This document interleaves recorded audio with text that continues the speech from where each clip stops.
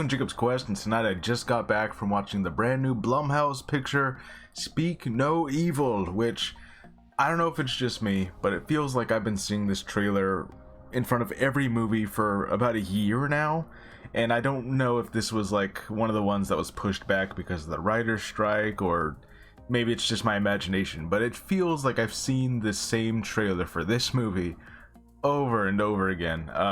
But I don't know, I go to the movies a lot, so it might just be me. Anyways, something I did not know until about the week leading up to this movie being released is that this is actually a remake of a Danish film that came out only 2 years ago now. And I've never seen that movie, and I actually plan to, because as I was watching this, I was like, okay, so it's an American remake, but, you know, luckily I don't know what's going to happen, so let's go ahead and check this out. And only afterwards, only after seeing it tonight, I went and looked up the plot of the original film, and surprisingly, there are major differences, like substantially enough that I would say that this might not be considered a remake necessarily. You know, you could almost consider this just like something, you know, very similar happening, but it works out very, very differently. So yeah, I don't know, I'm interested in going to watch that original film now to see how I feel about that one. But anyways, let's get into this movie. Okay, so you've seen the trailers more than likely, because like I said, they've been everywhere for a while now, and they kind of give away pretty much all you need to know, right? Like, this family meets this other seemingly normal family somewhere in Europe. I think they're in Italy somewhere. They're on vacation, and they kind of hit it off. They're friends, they're drinking together, they're making jokes, right? And like, that's just kind of what you do, right? When you visit another country and you see someone else who speaks English, you kind of just hit it off, right? And then they get invited to spend a week with them, right? So they end up going, and it's like this really nice countryside farmland little house, and it's kind of in the middle of nowhere, but it looks really nice, so you don't really think too much about it. And then, you know, like I said, the trailers kind of give it away. They're not normal. Something spooky's going on. The kid has no tongue, and, you know, he makes the scissoring motion. So like, they're pretty much giving away that there's going to be this big twist where they're actually evil, or they're just criminals, or they're murderers, or whatever the case may be.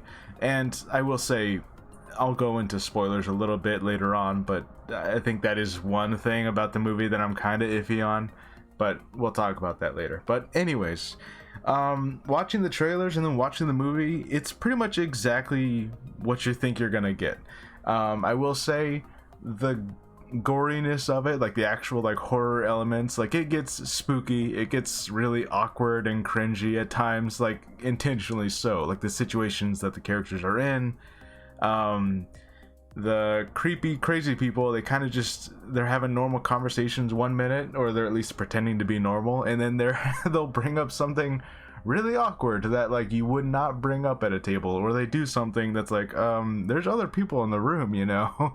You know, so you're kind of just living in this really awkward, weird situations throughout the entire first half of the movie, and it's really not until the last third where you get into the horror movie of it all, where everyone's running away and running around and fighting for their lives. And all that to say that this movie does not have a whole bunch of gore. It's not a whole bunch of kills. There are some eventually, but if you're going into this movie like waiting for that, this is much more of a suspense thriller than it is like a gory, like, you know, slasher kind of thing.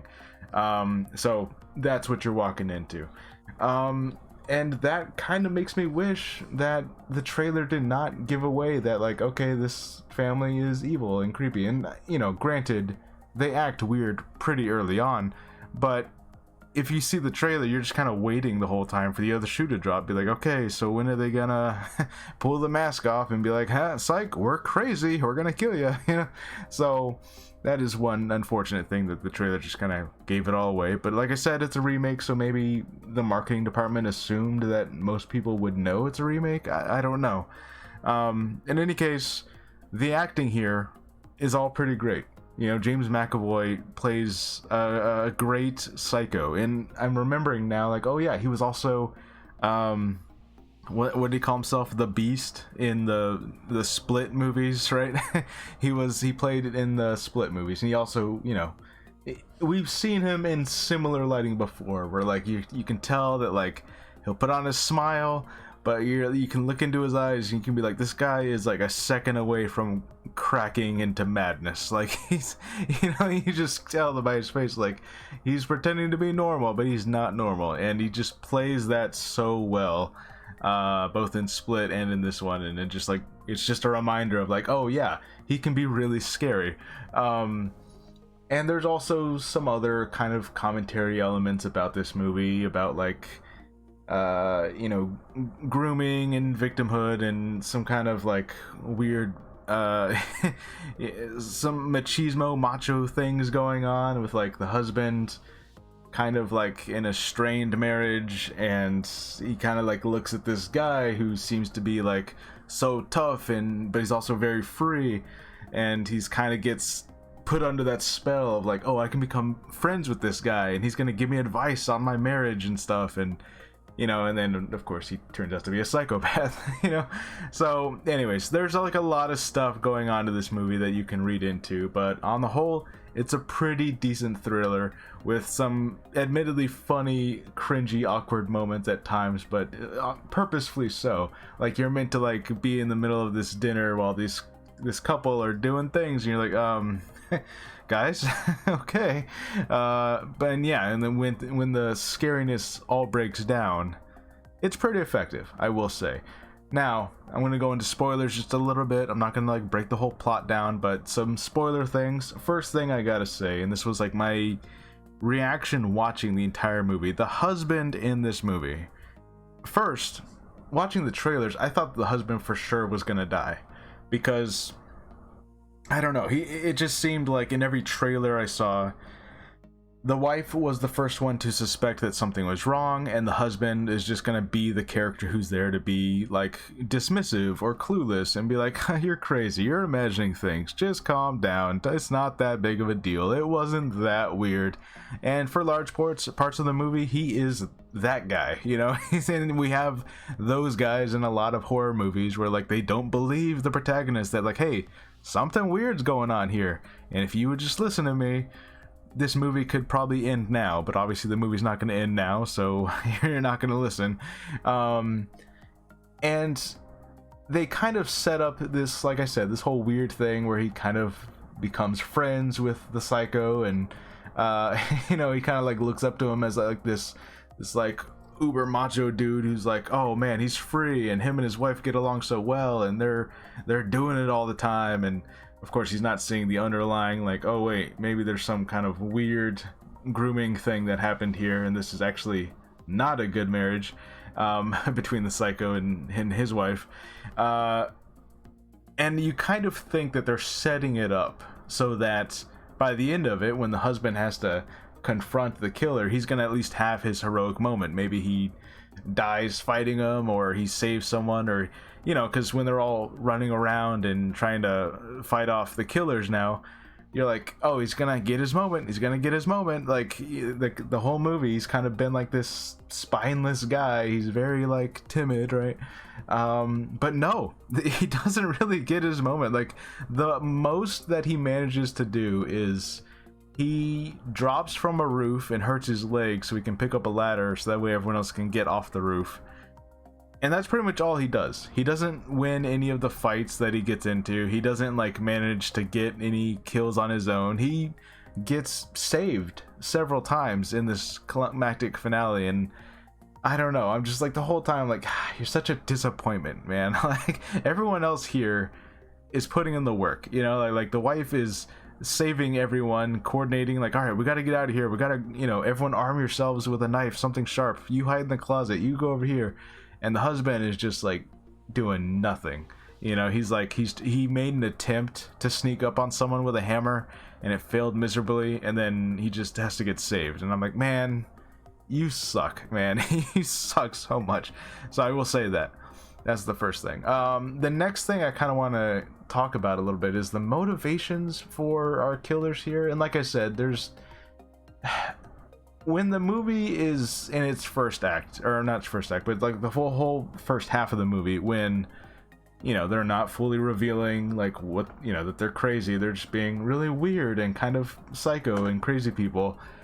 You think, okay, so James McAvoy and his wife are insane and they're just like here to I don't know, steal kids or take people's lives or something, like take their identities or something.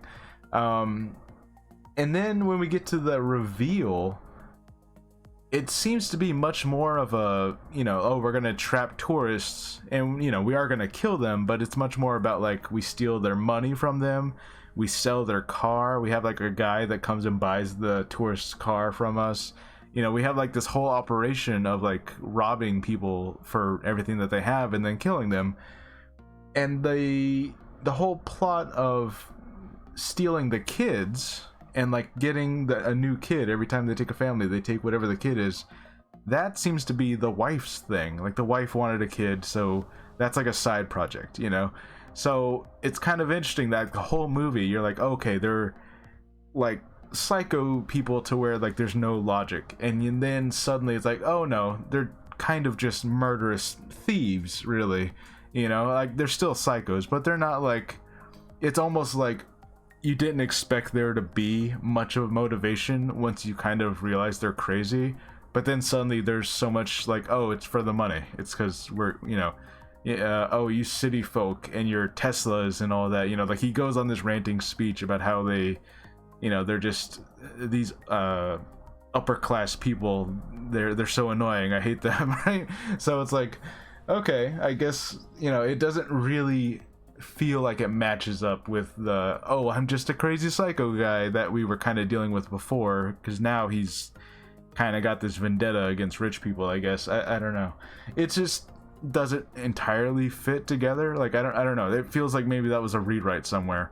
Maybe originally he was just gonna be crazy, they were just a crazy couple, but now they have like this added motivation for money and stealing, I guess.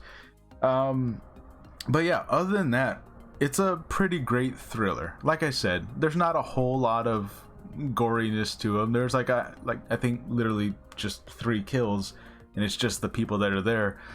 And the entire family surprisingly makes it out. Like everyone lives. I was so sure the husband was gonna die, and then he just doesn't. And I'm like, okay, so he's just useless the whole movie, and then he doesn't even die. He doesn't even like, okay, whatever. And like I said, I had looked up some of the differences between this and the original, and just reading the plot of the original, I have not seen the movie, but just reading the plot of what happens, I was very surprised how it seems like they made the ending of this remake, which again, it might as well just be called the whole new movie. They made the ending of this one more lighthearted in a way, I guess, or at the very least, it feels more like a win. They still have the little kid who was captive. They still have him definitely being traumatized for life because he bashes James McAvoy's head in with a brick. But everyone lives, everyone escapes, everyone gets away, whereas the original, based on the plot that I read, it seems like the bad guys win in that one. Like the family all dies, the daughter gets taken as the new child of this crazy couple, and then that's where the movie ends in the original. And that's definitely a much darker ending than this one, where they all live and they all get away and they stopped the murderers. They all need therapy for the rest of their lives, I'm sure, but they won, they lived. So I don't know, very interesting. And it does kind of seem like, maybe Blumhouse at some point felt like, oh, American audiences want to see the good guys win. Maybe it's that kind of thing.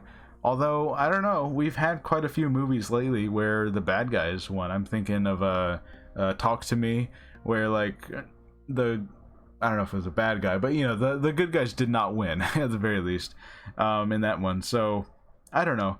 This one did not have as much of a dour ending. You do get to feel like, all right, there was some justice served here, whereas in the original it seems like that was not the case. There was no justice at all. The bad guys win in that one. So I don't know. I'm curious to go watch that one, see how I feel about that. I might end up liking the much darker, messed up ending more as like a horror movie.